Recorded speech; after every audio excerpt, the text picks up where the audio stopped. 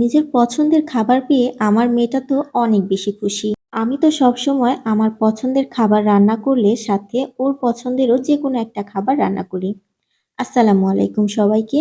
সন্ধ্যার একটা ব্লগে আপনাদের সবাইকে ওয়েলকাম করছি। তো সন্ধ্যা থেকে মেয়েটা অনেক বেশি কান্নাকাটি করছিল, যেন তাকে তার পছন্দের একটি খাবার রান্না করে দেওয়া হয়।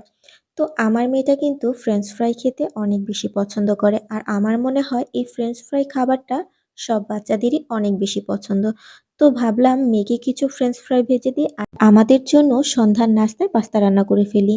আর আমার তো সবসময় পাস্তা খেতে অনেক বেশি ভালো লাগে, আর এই হোয়াইট সস পাস্তাটা আমার কাছে একটু বেশিই ভালো লাগে।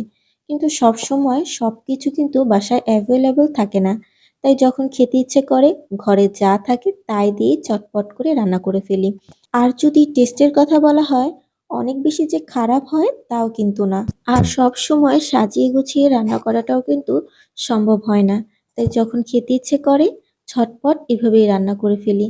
তাই ভাবলাম আজকে এই অগোছালো রান্নাটাই আপনাদের সাথে শেয়ার করি। আমার মনে হয় আজকের এই ব্লগটা আপনাদের কাছে ভালো লাগবে। আর দেখা যায় সারাদিন কিছু না খেলেও সন্ধ্যার সময় কিছু একটা যদি না খাই তাহলে একদমই ভালো লাগে না। তো চেষ্টা করি সন্ধ্যার সময় হালকা পাতলা কিছু একটা নাস্তার ব্যবস্থা করতে। তাই আজকে একটু পাস্তা রান্না করলাম, যদিও পাস্তাটা কিন্তু হালকা নাস্তার মধ্যে পড়ে না, খুব হেভি একটা নাস্তায় আমার কাছে মনে হয়। তবে অনেক দিন পরেই এই পাস্তাটা রান্না করলাম, আর ঘরে তেমন কিছুই ছিল না। ফ্রিজে কিছুটা চিকেন আর কিছুটা সসেজ ছিল, তাই দিয়ে আজকে পাস্তাটা রান্না করলাম। খেতে যে অনেক বেশি খারাপ লাগছিল তাও কিন্তু না, আমার কাছে বেশ ভালোই লেগেছিল। আমার রান্না একদম কমপ্লিট, আর এদিকে আমার মেয়ে ফোনে কথা বলায় ব্যস্ত।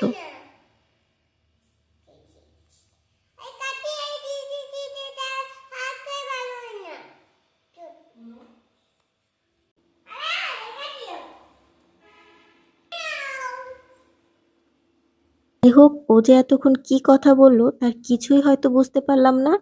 আর এখন আমি আমার মেয়ের জন্য কিছুটা ফ্রেঞ্চ ফ্রাই ভেজে নিলাম।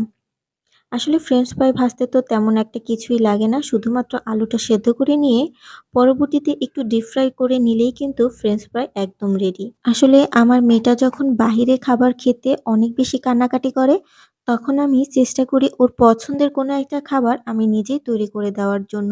এদের জন্য হয়তো প্রতিদিন নাস্তা তৈরি করাটা সম্ভব না হলেও প্রতিদিন কিন্তু বাচ্চাদের জন্য কিছু না কিছু একটা নাস্তা ঠিকই তৈরি করতে হয়। তাই যখন কোনো খাবার রান্না করি চেষ্টা করি একটু বেশি করে রান্না করার জন্য, যাতে করে পরবর্তীতে সেটা ফ্রোজেন করেও রাখা যায়।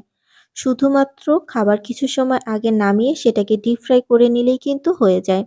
আমার সন্ধ্যার নাস্তা একদম রেডি। ভিডিওটা আর লম্বা করছি না। আপনাদের কাছে আজকের ভিডিওটা কেমন লাগলো অবশ্যই আমাকে কমেন্ট করে জানাতে পারেন। আর আমার ভিডিওগুলো যদি আপনাদের কাছে ভালো লেগে থাকে অবশ্যই লাইক, কমেন্ট আর শেয়ার করে দিবেন। আর পেজ ফলো করতে কিন্তু একদমই ভুলে যাবেন না। আর আমার মেয়েটার জন্য সবাই অনেক বেশি দোয়া করবেন। সবাই ভালো থাকবেন, সুস্থ থাকবেন। দেখা হবে নেক্সট অন্য কোনো ভিডিওতে। আল্লাহ হাফেজ সবাইকে।